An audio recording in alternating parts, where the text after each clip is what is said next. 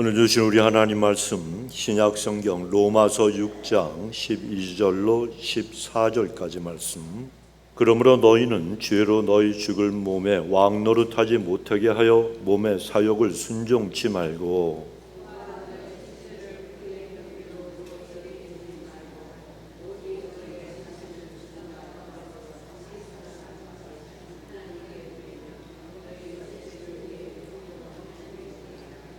함께 읽습니다. 죄가 너희를 주관치 못하리니 이는 너희가 법 아래 있지 아니하고 은혜 아래 있음이니라. 아멘. 여러분들이 오늘 성가대 지휘하신 우리 진선 사모님 얼굴 표정을 좀 보셔야 돼요. 정말 행복한 그런 정말 한박 웃음, 밝은 웃음으로다가 제가 듣고 보는데 너무너무 은혜를 받았어요. 여러분, 세상에서 제일 행복한 게 뭐예요? 첫째, 돈 많이 버는 거. 둘째, 자식이 잘 되는 거. 세 번째, 내가 명예를 얻는 거. 네 번째, 예수 믿는 거. 예수 믿는 거. 여러분, 예수 믿는 사람은요 항상 기뻐하고 범사에 감사하면 돼요. 그러니까 우리 권사님 박자도 안 맞는데 박수 계속 치잖아. 여러분, 믿으십시오. 하나님은 우리를 사랑하십니다. 하나님은요 우리의 모든 기도를 들으시는 분이에요. 그래서 기도하라 그러시잖아요. 그래서 하나님은 우리의 모든 걸 기억하시고, 그리고 기도하고 기대하고 기다리면 응답하신다. 사도행전 2장 2절에 그 마가 요한의 다락방에서 120문도가 모여서 이들이 기도할 때에 호련히 suddenly, 영어만 아시는 분을 위해서 얘기하는, 호련히 갑자기 기대도 하지 않았는데 하늘의 문이 열리고 성령의 충만함이 임했잖아요. 누가 그걸 기대했습니까? 그런데 우리가 기도하면 때가 되면 호련히 갑자기 하늘이 열리는 거예요. 그래서 기도하라는 거예요. 우리는 그때를 몰라요. 하지만 하나님은 계획과 섭리 가운데 그때를 알고 계시고 준비하고 일하고 계시다는, 다니엘이 하나님 앞에 기도하기로 작정한 그때부터 유창하게 방언으로 30일 40일 금식하지 않았어도 하나님은 그때부터 네 기도를 들으셨다고 말씀하십니다. 그래, 출애굽기 14장 21절인가요? 거기에도 보면 하나님께서 홍해 바다를 앞에 두고 어쩔 줄 몰라하고 하나님을 원망하고 모세를 갖다가 원망하고 하는 그 이스라엘 백성들이 안타까워하고 답답해하고 무서워하고 두려워할 때 하나님이 모세에게 뭐라 그러셨습니까? 배를 만들어라, 또 다리를 갖다가 지어라, 안 그랬잖아요. 네 손에 있는 마른 지팡이로 바다를 갖다가 가리키고 손을 내밀어라. 그때 바다가 갈라지고 있었어요? 아니에요? 아니에요, 여러분. 전혀 아무런 조짐도 안 보였어. 아무것도 안 보였어. 그런데 모세가 하나님 말씀 하나 붙들고 지팡이를 내미니까 그때부터 하나님이 큰 동풍을 불게 하셨는데, 한 번 잠깐 왔다가 쫙 갈라진 게 아니고 밤새도록 동풍을 불게 하셨다. 이게 여러분, 하나님께서 한 번에 쫙 갈라지게 하실 수 있었어요? 없었어요? 있지요. 왜 없습니까? 그런데 하나님은 그렇게 하지 아니하시고 밤새도록 손을 내밀고 기도하게 하신 거예요. 그러자 이것이 쫙 갈라지기 시작하더니 하나님께서 은혜 베푸시니까 그 땅이 마른 땅, 정말 누구 말 맞다나 뽀송뽀송한 마른 땅이 되어서 그 땅을 밟고 건너게 됩니다. 오늘날도 하나님은 살아계신 걸 믿으시기 바라. 그리고 우리 눈에 아무것도 안 보이고 손에 잡히는 것 없고 귀에 들리는 것이 없어도 하나님은 우리가 기도하기로 작정한 그날부터 우리를 위해서 어느 순간에 호련히 역사하시려고 차근차근 물밑에서부터 일하고 계시다는 거예요. 그래서 기도하시기 바랍니다. 하나님을 기대하시기 바랍니다. 그리고 오늘 찬양, 우리 성가대 찬양처럼 기뻐하시기 바랍니다. 하나님이 날 위해서 역사하시고 하나님이 날 사랑하시고 그 하나님이 나를 구원하셨기 때문에 나는 하나님 앞에 하나님의 사람답게 살아야 되겠다고 하는 결단을 가지고 여러분 주님 앞에 늘 주님을 바라보시기 바랍니다. 주님을 바라보는 것이 뭐예요? 기도요, 예배요, 말씀을 붙들고 살아가는 거예요. 그런 은혜가 있게 되시기를 주 이름으로 축원합니다. 자, 손을 드시고 시작. 하나님은 엘샤다이 하나님, 전능하신 하나님, 문제보다 크신 하나님, 대적보다 크신 하나님, 하나님은 모든 것을 하실 수 있습니다. 아멘. 사람은 인생을 살아가면서 자신의 그 몸과 마음을 누구나 다 사용하며 살아가잖아요. 자, 그런데 사람이 자기의 몸과 이 마음을 갖다가 사용하며 살아가지만 성경은 분명히 말씀하시기를 우리의 몸이 내 것이 아니고 누군가에게 쓰임받는 도구가 될 수 있다고 우리에게 말씀하고 계십니다. 그런데 오늘 본문에 보면 이 도구라고 하는 말 대신에 병기라고 하는 말, 즉 무기라고 하는 단어를 사용합니다. 의의 병기 혹은 불의의 병기로 우리의 몸을 사용할 수가 있다는 그런 뜻입니다. 그런데 생각해 보십시오. 다 같은 사람의 몸, 인간의 몸을 입고 이 땅에 태어났어도 일생 동안 죄만 짓고 살다가 마지막에 사형수로 그 인생을 끝나는 사람들이 있는가 하면 선한 일을 하면서 하나님께 쓰임받고 인류와 사회에 큰 업적을 남기는 그런 인물들도 있습니다. 그런데 교회를 섬기는 일도 마찬가지라는 것. 앞장서서 덕을 세우고 모범적으로 복음을 확장시키고 교회를 세워가는 사람들이 있는가 하면 어떤 사람들은 교회 다닌다고 하면서도 덕스럽지 못한 말과 행동으로 오히려 복음을 가로막는 그러한 인생을 사는 사람들도 있습니다. 그렇다면 우리는 과연 어떤 쪽을 선택하여 살아가는 사람들이 되어야 되겠습니까? 오늘 본문 13절에 보면 또한 너희 지체를 불의의 병기로 죄에 들이지 말고 오직 너희 자신을 죽은 자 가운데서 다시 산 자같이 하나님께 드리며 너희 지체를 의의 병기로 하나님께 드리라 말씀합니다. 여러분, 우리 크리스천은 마땅히 자기 자신을 의의 병기로 하나님께 드려야 한다는 겁니다. 갈라디아서 5장 16절에 보면 그리스도인이 의의 병기로 살아가는 구체적인 방법을 알려주고 계십니다. 내가 이루노니 너희는 성령을 쫓아 행하라. 그리하면 육체의 욕심을 이루지 아니하리라. 우리가 누굴 쫓아 행해요? 성령님을 쫓아서 행하면 의의 병기로 살아가는 것이 가능하다는 겁니다. 그러므로 우리는 성령님의 인도하심에 늘 순종하며 살아가는 생활을 해야 하는 거예요. 자, 그렇다면 우리가 하나님께 의의 병기로 사용되어지려면 그럼 구체적으로 어떻게 해야 되겠습니까? 첫째는 우리의 삶 속에서 죄가 왕노릇하지 못하게 해야 하는 거예요. 본문이 12절 상반절에 보면 그러므로 너희는 죄로 너희 죽을 몸에 왕노릇하지 못하게 하여라고 말씀하잖아요. 죄가 우리를 주관하지 못하게 하라는 거예요. 여러분, 예수를 믿고 따르는 우리의 몸은 하나님의 은혜로 다 구원받은 그런 몸이에요. 성도는 죄와 사망의 법에서 해방이 된 사람들이기 때문에 더 이상 죄가 왕노릇하게 만들어서는 안 된다는 겁니다. 우리는 죄와 싸워서 이겨야 되는 거예요. 그런데 죄를 이기려면 죄를 드러내야 되는 거예요. 죄가 온 이 밝은 빛 아래 다 드러나야 되는 거예요. 여러분, 죄는요 이상한 그러한 속성이 있어요. 내가 감추면 감출수록 절대로 꽁꽁 숨어서 이것이 여러분 사라지질 않는 거예요. 그래, 죄가 숨어 있는 동안에는 능력이 있습니다. 죄가 어둠 속에서 역사해서 나를 붙들고 절망하게 만들고 우울하게 만들고 자포자기하게 만들고 더 죄를 짓게 만들고, 하지만 그 죄가 드러나게 되면 그 힘이 뚝 하고 떨어집니다. 파워가 약해지는 거예요. 그래서 하나님께서 우리의 죄를 누구에게? 하나님께 고백하라, 자백하라 이렇게 말씀하시는 거예요.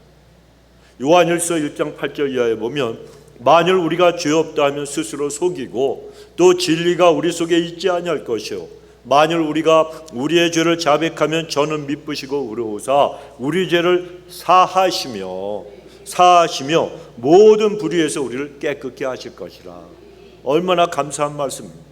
그러니까 죄를 드러내고 자백하라는 거예요. 하나님 앞에 감추지 말라는 겁니다. 감추고 숨기고 변명하고 그러면 계속해서 그 인생에게 죄가 왕노릇할 수밖에 없기 때문입니다. 그러나 죄를 자백하면 하나님이 어떻게 하신다고요? 만일 우리가 우리의 죄를 자백하면 저는 미쁘시고 의로우사 우리 죄를 사하시며 모든 불의에서 우리를 깨끗게 하실 것이요, 하나님께서 우리의 죄를 사하여 주시고 깨끗하게 만들어 주시겠다고 약속하시는 겁니다. 그러므로 우리는 매일매일 내가 생활하는 그 삶 속에서 우리의 왕은 죄가 아니고 누구시라고요? 예수 그리스도시라는 것을 고백을 하고 확인하고 살아가는 사람들이 되어야 하는 거예요. 죄가 왕노릇하려고 하는 그 순간마다 우리는 아니야, 예수 이름으로 물러갈지어다 그러면서 내 인생의 주인은 오직 예수 그리스도밖에 없다라고 고백하며 끝까지 싸워야 됩니다. 하나님 좀 도와주십시오. 예수님 나를 도와주십시오. 성령님 나를 도와주십시오. 주님을 붙들고 십자가를 붙들고 고백하며 우리의 연약함을 갖다가 자랑하지 아니하고 고백하고 나를 붙들어 달라 그러면 성령님께서 우리를 붙들어 주시는 거예요. 이것이 사람이 여러분 예수를 믿은 다음에 고민이 더 많아지는 이유이기도 합니다. 자, 생각해 보십시오. 예수를 믿기 전에는 죄에 대해서 늘 굴복하고 살았잖아요. 죄인 줄 알면서도 그냥 죄를 먹고 마시며 죄를 짓고 살았어요. 이게 습관이 되니까 양심이 화인이 맞아서 나중에는 양심에 털이 났어. 그러니까 별로 갈등이 없었습니다. 너도 죄 짓고 너도 죄 짓고 나도 죄 짓고 다 우리는 죄 짓고 살아가는데 뭐 어때? 아무런 갈등이 일어나지 않습니다. 그러나 예수님을 믿고 예수님을 내 인생의 주인과 왕으로 모시고 내가 예수님의 진정한 다스리심을 받고 살아가게 되면 그때부터 내 마음속에서 이상하게 없었던 죄와의 그 나 사이에서 갈등이 생기기 시작하는 거예요. 예수를 믿기 전에는 누가 내 감정을 건드리면 그에게 혈기를 내고 화를 내면서 욕을 해도 이것이 죄라고 생각했습니까? 안 했습니까? 오히려 시원하잖아요. 여러분 저만 그랬나? 시원해요. 스트레스 안 받아요. 쌓여있던 게 그냥 시원해져요. 이것이 죄라고 생각하지도 않았다는 겁니다. 그런데 예수를 믿고 나서부터는 그런 모습이 하나님께서 지극히 싫어하시고 심판하시는 모습이라는 사실을 깨닫게 됩니다. 예전에는 원수는 어떻게 돼요? 꼭 갚아야 되는 거예요. 은혜는 안 갚아도 원수는 꼭 갚아야 돼. 안 그러면 사람들이 나를 우습게 본다고, 뭐 자기가 서부 영화의 무슨 주인공이라고 원수 갖고 복수해야 한다는 그런 생각과 마음으로 인생을 쌍권층을 차고서 살았습니다. 그런데 예수님을 믿고 교회에 출석을 하니까 맨날 보고 듣고 읽는 것이 뭡니까? 원수는 꼭 갚아라? 아니잖아요. 원수를 용서하고 사랑하라. 내 오른뺨을 때리면 어디도 돌려대라? 왼뺨도 돌려대라. 성경에 이런 말씀밖에 없고 설교도 맨날 그런 것밖에 목사님들이 안 해요. 그러면 갈등이 바로 시작이 되게 된다는 거예요. 정말 참기 힘든 일, 내가 하기 싫은 일도 인내하며 해야만 하는 일들이 자꾸만 생겨나는 거예요. 누가 원수를 갖다 사랑하고 용서하고 싶어 합니까? 그런 분 한번 손 들어보세요. 우리 나 장로님 손 들은 줄 알았네. 아무도 없어요. 여러분, 원수는 다 복수하고 싶은 거예요. 한 대 맞으면 그냥 10대를 때리고 싶고, 그 원수가 나를 이빨을 하나 그냥 다치게 했으면 나는 몽창 다 뽑아버리고 싶고, 이게 인간이 갖고 있는 악한 습성, 악한 본능이라는, 타락한 본능이에요. 그런데 여러분, 우리들은 내가 정말 이렇게 내 감정과 하나님 말씀 사이에서 갈등이 일어날 때, 그럴 때마다 우리는 내 인생의 주인은, 내 몸은, 내 감정까지도 내 주인이 내가 아니고 누구시라고요? 하나님이라는 사실을 꼭 기억을 해야 되는 거예요. 그래서 내 감정이 어떠든지, 내가 속이 막 터져 나가든지 아니든지, 내 인생의 주인이시고 왕이신 주님이 하지 말라고 하시면 안 해야 되고, 하기 싫어도 하라고 하시면 하면 되는 거예요. 이것이 신앙의 실력이라는 거예요. 신앙의 실력, 여러분. 신앙의 실력이 별거 아닙니다, 여러분. 어려운 게 아니에요. 하나님 말씀에 순종하는 것, 억울한 일 오래 참고 오래오래 잘 참는 것, 이것이 그 사람의 신앙과 인격의 실력이라는 겁니다. 그 실력을 키우기 위해서는 우리 자신을 날마다 십자가에 못 박는 것밖에는 방법이 없습니다. 여러분, 목사라고 저절로 되는 게 아니에요. 장로라고 건설하고 이 실력이 쌓이는 게 아닙니다. 하나님 앞에 교회를 오래 다녔다고 하는 경륜이 있다고 해서 저절로 되는 게 아니라는 겁니다. 로마서 6장 6절은 말씀합니다. 우리가 알거니와 우리 옛사람이 예수와 함께 십자가에 못 박힌 것은 죄의 몸이 멸하여 다시는 우리가 죄에게 종노릇하지 아니하려 함이니 말씀합니다. 죄에게 종노릇하지 않게 하기 위해서 옛사람을 십자가에 못 박으라는 거예요. 그런 사람은 그 안에 누가 늘 함께 계세요? 예수님이 함께 계심으로 인해서 믿음으로 승리하며 살아가도록 주님이 인도하시고 능력도 주신다는 거예요. 그래서 갈라디아서 2장 20절은 내가 누구와 함께 십자가에 못 박혔나니 그리스도와 함께 십자가에 못 박혔나니 그런즉 이제는 내가 산 것이 아니요 오직 내 안에 그리스도께서 사신 것이라. 이제 내가 육체 가운데 사는 것은 나를 사랑하사 나를 위하여 자기 몸을 버리신 하나님의 아들을 믿는 믿음 안에서 사는 것이라 이렇게 말씀하십니다. 그러므로 우리 성도님들이 인생과 그리고 삶의 주인이 누구신가를 분명히 정하시고 십자가에서 날마다 죽으심으로 죄에 대해서 승리하셔서 하나님 앞에 정말 의의 병기로 복되고 귀하고 아름답게 쓰임받게 되시길 주 이름으로 축원합니다. 두 번째로 우리가 하나님께 의의 병기로 사용되려면 몸의 사욕에 순종치 말아야 되는 거예요. 본문의 12절 하반절에 보면 몸의 사욕을 순종치 말라고 말씀합니다.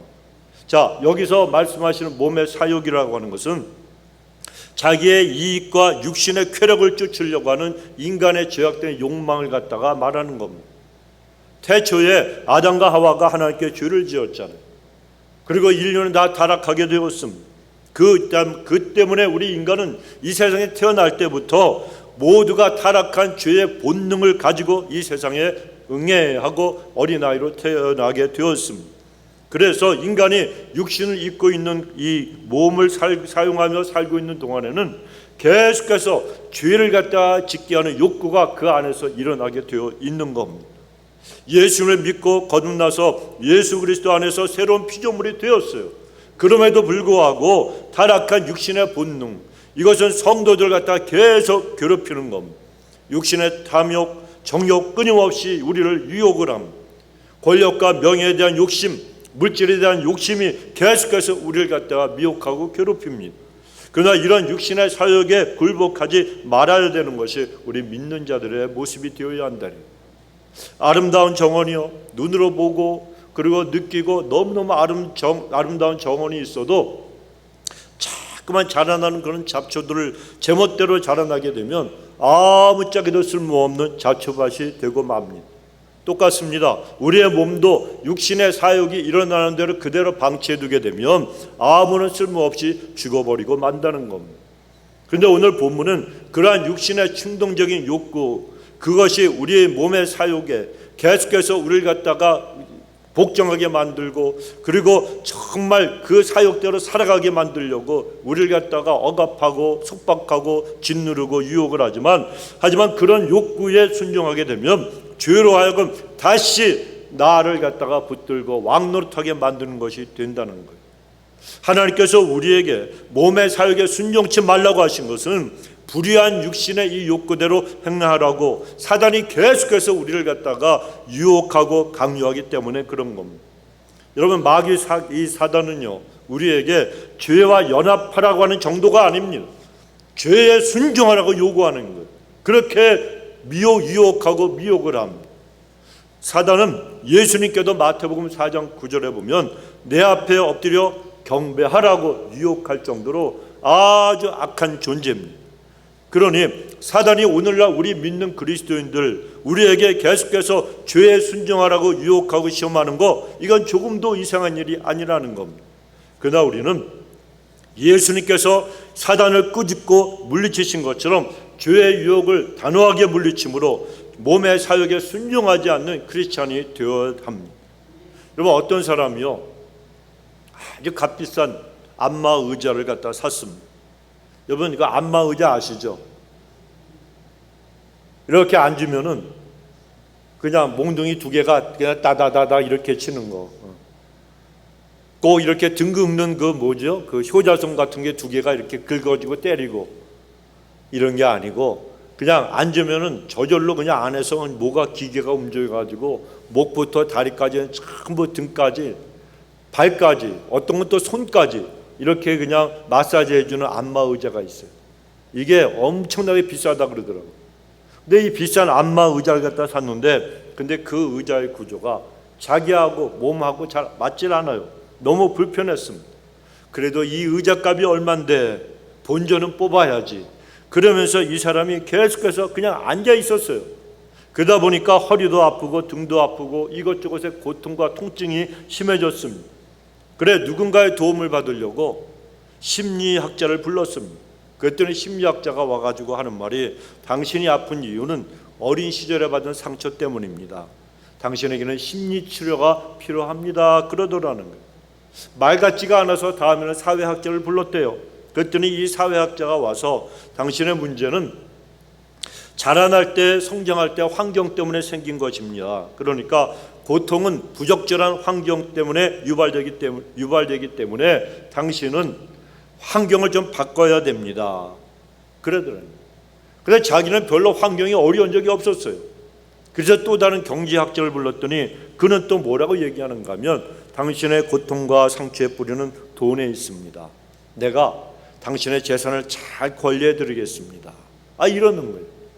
이것도 말 같지가 않아가지고 할 수 없다. 목사님을 부르자. 목사님을 불렀더니 모든 환경에서 범사에 감사하라 그랬으니까 주님을 찬양하는 법을 배우면 당신의 고통이 줄어들 것입니다. 그러니까 찬양하고 그리고 성경 읽고 기도해 보십시오 그럽니다.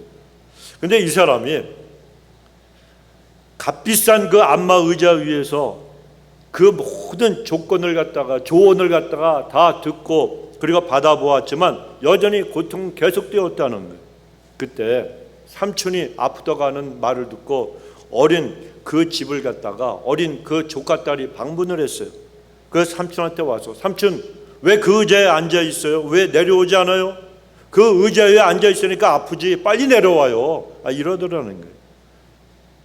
그 사람이 고통스러웠던 것은 다른 이유가 아닙니다. 그 자기하고 맞지 않는 의자에 계속해서 앉아 있었기 때문에 아니 그 의자에 앉아 있는다고 그래서 그 의자 위에서 찬양한다고 고통이 물러납니까? 범사에 감사합니다.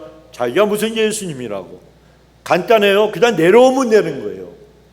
그런데 이게 자기하고 안 맞는데 그냥 뒤틀린 몸 가지고 내려오라 그래도 내 이 본전을 뽑아야 되는데 그러면서 계속해서 안마 스위치 누르고 그냥 앉아 있었으니까 얼마나 아팠겠습니까? 여러분 무슨 얘기인가 하면 우리가 인생살이에서 생활하면서 내려올 것에서 빨리 내려오라는 거예요. 이런저런 핑계 대면서 몸의 사육에 순종하지 말고 그 자리에서 속히 내려오는 사람들이 되라는 겁니다.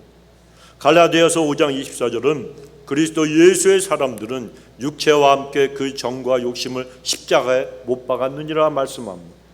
예수를 믿는 사람들은 이미 십자가에 육신의 모든 정욕과 욕심 다 못 박은 사람들이에요. 그런데도 크리스찬들이 몸의 사역에 순종하며 살아가면 어떻게 되겠습니까? 여러분 우리의 옛사람은요 계속해서 죽어야 되는 거예요. 어저께 죽었다고 오늘 또 일어나요. 오늘도 죽여야 돼요. 오늘 죽었습니까? 내일 또 일어나요. 천국 가는 그날까지. 그래서 우리가 천국 가는 그 모든 인생길에서 우리가 주님과 동행하며 천국 가기 바로 직전까지 우리는 성화되는 과정에 이르는 거예요. 죄도 여러분 고기 맛도 고기도 먹어본 사람이 먹는다 그러잖아요. 죄도 이겨본 사람이 이기는 거예요. 한 번 이기면 계속해서 자꾸만 이겨나갈 수가 있어요. 그래서 우리는 죄의 종노릇하면 안 된다는 거예요. 계속해서 옛사람이 죽어나가야 되는 거예요. 십자가에 계속 매일 매 순간마다 못 박아야 돼요. 때로는 내 자존심이 상하고 고통스러워도 부르짖으면서 하나님 앞에 참회의 눈물을 흘려야 합니다. 여러분 하나님은 우리의 옛사람을 죽게 하시려고 때로는 우리를 아프게도 하세요. 어떤 때는 인간관계 속에서 어려움을 주기도 하시고 어떤 때는 경제적으로 고통을 갖다 겪게 하실 때도 있습니다. 이런 모든 과정을 거쳐서 하나님은 우리 몸의 사역을 하나씩 둘씩 깨트려 나가시는 거예요. 그러나 어떤 사람들은 이 사실을 깨닫지 못하고 불평하면서 계속 그 고통스러운 의자 위에 앉아 있으면서 하나님은 왜 나를 이렇게 괴롭히시느냐 원망할 때도 있다는 겁니다. 그러나 하나님은 그렇게 우리에게 하시는 것, 바로 하나님이 우리를 괴롭게 하시려고 그러는 것이 아닙니다. 우리의 옛사람을 죽이시려고 그러시는 거예요. 네가 좀 더 나한테 나와서 엎드리고 나를 의지하고 좀 더 거룩해지는 삶을 살아라. 나는 네가 돈을 많이 벌고 세상적으로 편안하고 형통하고 부자가 되고 노벨상 받고 대통령 되고 이걸 원하는 게 아니고 너는 거룩한 삶을 살아라. 하나님이 이걸 원하고 계시다는 거예요. 예수님이 재림하시는 그날에 부끄럽지 않도록 부름을 받을 수 있도록 경건하고 거룩한 삶을 살다가 주님이 부르신 그날에 오라고 주님이 우리를 거룩하게 만들어 가시려고 그러신다는 겁니다. 그런데도 우리는 말로만 죽었다고 하니까 이것 가지고 안 된다는 거예요. 너는 진짜 십자가에서 죽어야 된다 그러시면서 우리의 타락한 몸의 사욕들을 하나씩 둘씩 깨뜨려 나가시는 겁니다. 타락한 육신의 본성, 즉 우리의 옛사람이 죽지 않으면 우리는 누구라도 의의 병기가 될 수 없기 때문에 그렇습니다. 그러므로 우리는 몸의 사욕을 쫓아 살면 안 됩니다. 우리의 팔자는요, 우리의 운명은 그 육신의 사욕을 쫓아 살아가는 사람들이 아니에요. 육신의 소욕이 아니고 성령의 소욕을 쫓아 살아가는 그런 사람들로 우리는 이미 정해져 있다는 거예요. 그러니까 우리는 몸의 사욕, 육신의 정욕과 욕심에 순종하며 살지 말고 주님의 은혜 가운데서 살아가야 됩니다. 만약에 육신의 사욕만 쫓아 살아가면 그런 인생은 결국에는 파멸의 길로 떨어질 수밖에 없습니다. 어느 착한 노인이 산에 나무하러 갔다가 목이 말라서 샘물이 있어서 떠서 마셨는데 그 샘물이 기가 막힌 샘물이에요. 제가 어디에 있는 샘물이라고 알려주지 않을 거예요. 왜냐하면 전부 다 가실 것 같아갖고. 샘물을 떠마시니까 이상하게도 곧장 주름살이 싹 없어지고 흰머리가 까매지고 청년의 모습으로 변했다는 거예요. 그래서 제가 안 알려드리는 거예요. 나 혼자 한번 갔다 오려고. 근데 이분이 자기 와이프를 또 데리고 그곳까지 갔습니다. 그래서 그 샘물을 여보 좀 마셔봐 이렇게 물을 마시게 했더니 부인도 처녀 시대의 그 시절의 모습으로 완전히 변했습니다. 그런데 이 사실을 안 이웃의 욕심 많은 영감님이 그 샘에 가서 물을 마셨는데 이 양반이 젊어지려고 샘물을 얼마나 많이 마셨는지 다 마시고 나니까 금방 갓난아기가 되고 말았다는. 여러분, 갓난아이가 되어서 안 죽습니까? 90대 노인네가 가서 샘물을 마셨어요. 갓난쟁이로 변했어요. 그런데 수완을 하나님이 정하시기 때문에 그 사람 갓난아기가 몇 년 있다가 생명은 90세에 그러니까 그냥 가는 거예요. 금방 가는 거예요. 아무리 젊어졌어도 하나님께서 니네는 90이다 100세다 그러면 90대 노인이 샘물에 가서 갓난아기로 변했어도 10년 있다 가는 인생이 그렇다는 겁니다. 여러분, 사람이 육신의 사욕을 쫓아 살아가게 되면 결국은 멸망과 사망의 파멸에 이르게 된다는 겁니다. 우리 안적 성도님들, 주님의 말씀, 성령 충만한 말씀, 그러고 또 하나님의 그 은혜로 그 심령을 가득가득 채우셔서 육체 사역에 절대로 순종하지 않는 분들이 되시고 설령 넘어졌다 할지라도 또 회개하고 일어나고 또 넘어졌다 할지라도 또 회개하고 일어나서 하나님 앞에 나아가시기 바랍니다. 그러면 하나님은요, 오늘 내가 어저께 그저께 계속해서 넘어졌다 할지라도 언젠가는 하루에 10번씩 넘어지는 사람도 9번, 8번, 7번 그렇게 자꾸 줄어들다가 이제는 하나님 앞에 거룩한 삶을 살게 되는 그날이 호련히 임하게 되어진다는 겁니다. 마지막 세 번째, 우리는 정말 중요합니다. 하나님의 은혜 아래서 은혜를 받고 간직하고 살아가야 하나님의 의의 병기가 될 수가 있습니다. 본문의 14절에 보면 죄가 너희를 주관치 못하리니 이는 너희가 법 아래 있지 아니하고 무엇 아래 있다? 은혜 아래 있음이니라. 여기에 법은요, 세상의 법이 아닙니다. 하나님의 말씀 율법을 가리키는 겁니다. 우리가 과거에는 율법 아래 매여 살았지만 지금은 하나님의 은혜 아래 사는 하나님의 자녀가 되었다는 뜻입니다. 성도 여러분, 율법은 우리에게 죄를 깨닫게 해주고 정죄하는 역할을 해요. 그래서 율법 아래 있는 자는 율법의 종이 되어서 예수님과는 관계없이 죄의 문제만 가지고 고민하고 죄에 짓눌려서 살아갑니다. 하지만 우리가 하나님 앞에서 귀한 그 은혜를 받은 사람들이 된 것은 우리를 구원하시고 자녀로 삼아주시고 하나님의 은혜 안에 우리를 거할 수 있도록 축복하셨기 때문에 그런 거예요. 그러니까 은혜 아래 있지 않냐고 율법 아래 사는 사람들은 항상 그 율법 아래 그냥 율법 때문에 정죄받는 삶을 살 수밖에 없습니다.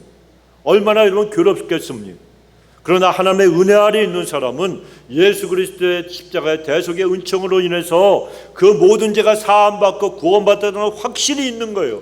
그래서 우리가 오늘도 십자가 앞에 나와서 주님의 예수님의 보혈을 의지하고 하나님의 은혜의 보좌 앞에 엎드리고 예배드릴 수 있게 된 거예요.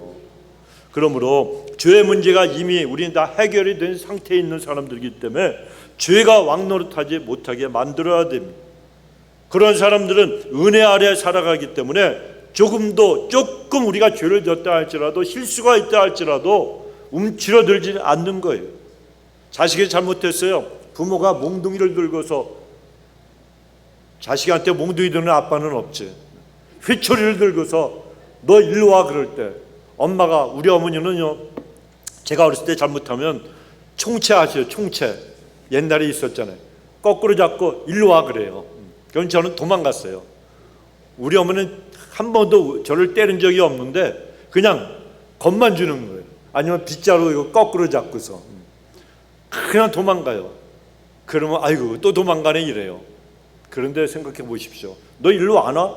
이럴 때 애들이 울면서 잘못했다 그러면서 그냥 아빠나 엄마한테 와갖고 다리 붙잡고 그러면 이걸 패요 안 패요? 대답 없는 놈들은 패요?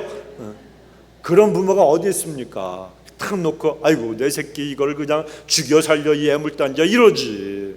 그렇지 않습니까? 똑같으신 거예요 여러분. 우리는 그냥 무서워서 도망가고 그런 게 아니고 하나 앞에 나가는 사람들이 되어야 되는 거예요. 은혜 아래 사는 사람은 십자가의 보혈의 능력이 언제나 함께하는 거예요. 여러분 내가 죄에 짓눌려 있어도 이 사실은요 변하지가 않아요. 내 감정과 내 생각과 내 마음이 자책감 때문에 정죄의식 속에서 내가 하나님 앞에 면목이 없어도 하나님께서 예수님의 보혈로 우리를 덮고 계시다는 건 분명한 사실이라는 거예요. 여러분 미국 시민권을 땄으면 트럼프가 아무리 변덕스러워도 한국 여권을 가지라고 여러분 강요할 수 있어요 없어요? 없잖아요. 내가 영어를 못하고 내 머리가 뭐 미국 사람들처럼 변하지 않아도 우리는 미국 시민권을 딴 사람은 미국 시민이 되는 거예요. 나는 한국 사람 같은데도 볼 때는 미국 시민이라는 거예요. 미국 시민 요새는요 미국 시민권 상대도 안 해. 오직 한국 여권이 더 좋다 그러잖아요. 그런데 대한민국 여권이나 아니면 미국 시민권이나 멕시코 여권이나 상관없어요. 이 모든 것들보다도 더 위대하고 더 강한 건 하나님 나라의 시민권 아닙니다. 저와 여러분 이미 갖고 있는 사람들이라는 거예요. 그러니까 우리는 은혜 아래서 예수님의 십자가의 보혈의 능력이 함께하는 사람들이기 때문에 죄를 지배하는 사람들인지 죄에 굴복하거나 아니면 죄가 나를 지배하도록 만들어서는 안 된다는 겁니다. 그래서 은혜 아래 사는 사람은 율법의 무거운 짐과 죄의 짐에서 벗어나서 하나님의 사랑과 용서 속에서 참된 평안을 누리며 살아가면 된다는 거예요. 그래 하나님의 은혜 아래 거하는 사람이 거룩한 삶을 기쁘고 행복하게 살아갈 수 있게 된다는 겁니다. 성도 여러분, 우리는 하나님의 은혜로 내가 그것을 깨닫고 있든지 아니면 감정적으로 느끼든지 내 필링이 어떠든지 여러분 상관없습니다. 분명한 사실은 나는 하나님의 은혜로 매 순간마다 살아가고 있다는 거. 이 사실을 잊지 마시기 바랍니다. 출애굽기 33장 19절에 보면 여호와께서 가라사대 내가 나의 모든 선한 형상을 내 앞으로 지나가게 하고 여호와 이름을 내 앞에 반포하리라. 나는 은혜 줄 자에게 은혜를 주고 긍휼히 여길 자에게 긍휼을 베푸느니라 말씀하십니다. 이 말씀 또 출애굽기 이사야서 49장 9절에 8절에 보면 여호와께서 또 너를 가라사대 은혜의 때에 내가 내게 응답하였고 구원의 날에 내가 너를 도왔다라고 말씀하는 거예요. 그러니까 이 말씀들은 하나님은 정확한 시간에 정확한 손길로 우리에게 은혜와 응답을 베풀어 주시고 도와주신다는 거예요. 그래서 오늘 우리 이 자리까지 우리가 올 수 있었다는 겁니다. 이 사실을 깨달은 성경에 기록된 믿음의 선진들 어떻게 고백합니까? 시편 31편 19절에서 다윗이 고백합니다. 주를 두려워하는 자를 위하여 쌓아두신 은혜, 곧 인생 앞에서 죽게 피하는 자를 위하여 베푸신 은혜가 어찌 그리 큰지요. 이번 우리의 피난처가 되시는 우리 주님이 베푸신 그 은혜가 너무나도 놀랍고 크고 위대하다는 그런 고백입니다. 그런가 하면 고린도전서 15장 10절에서 바울이 고백했습니다.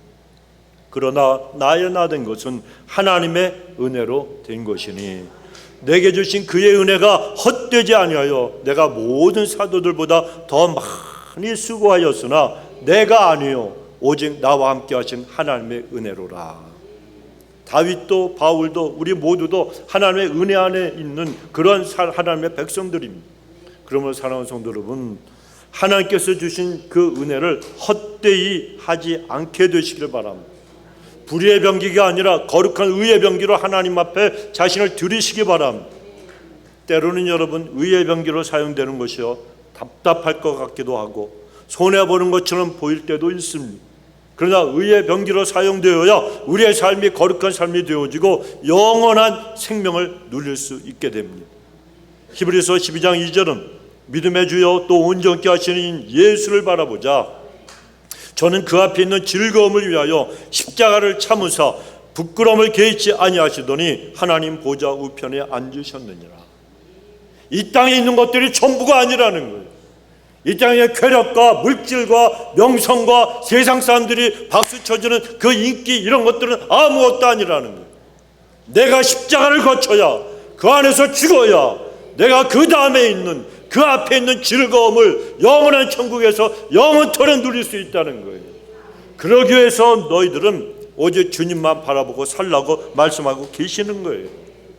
예수님께서 수치스러운 십자가를 참으셨고 그러므로 하나님 보좌 우편에 앉으셨다고 말씀하시는데 우리도 하나님의 의의 병기로 사용되기 위해서는 우리를 십자가에 날마다 못 박아야 비로소 하나님의 거룩한 의의 병기로 사용될 수가 있고 그렇게 살아갈 수가 있게 되는 겁니다. 여러분 그런 사람은 자기의 모든 것을 주님을 위해서 희생할 수가 있습니다. 우리가 우리 자신을 의의 병기로 하나님 앞에 드릴 때 우리에게 이 땅에서 부유하게 되고 출세하고 성공하고 이런 일들만 다가오는 게 아닙니다. 여러분 예수 그리스도 때문에 때로는 직장을 잃어버릴 때도 있고 때로는 내가 원했던 대학의 학위를 갖다 포기할 때도 있고 때로는 가족들의 사랑을 잃어버릴 수도 있습니다. 그럴 때는 누구나 하나님을 원망하는 마음이 들 수가 있죠. 내가 나 자신을 의의 병기로 드리고 내가 내 남은 인생을 하나님을 위해서 살겠다고 하는데 하나님은 왜 나에게서 가장 중요한 것 소중한 것을 빼앗아 가십니까? 다른 것도 아니고 왜 하필이면 나에게 절대적으로 없어서는 안 될 이것 아니면 나에게는 없어서는 안 되는 이 사람을 하나님 가져가십니까? 이런 마음이 들 수가 있다는 겁니다. 그러나 성도 여러분 꼭 기억을 하시기 바랍니다. 예수 그리스도를 인해서 내가 주님의 의의 병기로 나 자신을 드릴 때 내가 그런 삶 속에서 잃어버린 것들은 모두가 우리의 대제사장이 되시는 예수님의 가슴에 빛나는 보석으로 영원히 남아있게 된다는 거예요. 없어지는 게 아닙니다. 사라지는 게 아닙니다. 하나님께서는 내가 주님을 위해 살다가 잃어버린 것들에 기름을 부으셔서 수많은 영혼들을 살리시고 몇 갑절로 갚아주심으로 결국에는 하나님 앞에서 감격하고 감사하지 않을 수 없는 시간을 만들어 주신다는 거예요. 이 사실을 꼭 기억하시기 바랍니다. 여러분 하나님은 우리에게서 아무것도 빼앗아 가지지 않습니다. 예수님으로 인해서 잃어버리는 것들은 내가 잃어버리는 것이 아니고 잠시 잠깐 동안 하나님께 빌려드리는 것이에요. 그리고 그것을 다시 돌려주실 때에는 거기에 기름을 부어주셔서 수많은 사람들을 갖다 구원하시고 몇 갑절로 갚아주시는 겁니다. 결국 신앙은 뭡니까? 예수 그리스도로 인해서 내가 무엇인가 중요한 것을 잃어버리는 거예요. 그러나 자기를 의의 병기로 주님을 위해 드릴 때 주님으로 인해서 주님을 위해서 뭔가를 갖다 잃어버린 것이 있는 사람들은 하나님 감사합니다. 나 같은 주인에게 베푸신 은혜가 너무나도 큽니다. 이제는 하나님 앞에 나는 부족한 것이 아무것도 없습니다. 저는 하나님 앞에 잃어버린 것이 하나도 없습니다라고 하면 이런 감사와 찬양을 드리는 날이 반드시 오게 되어진다는 겁니다. 그러므로 우리 성도님들의 신앙의 생활의 목표가 여기까지 이르게 되시길 바랍니다. 그러므로 생각해 보십시오. 이제 나는 지금까지 누구를 위해서 살아오고 있었는가? 내 입술은 누구를 위해 사용되고 있고 내 손과 내 발은 누구를 위해 움직이고 있는가? 깊이 한번 생각해 보시기 바랍니다.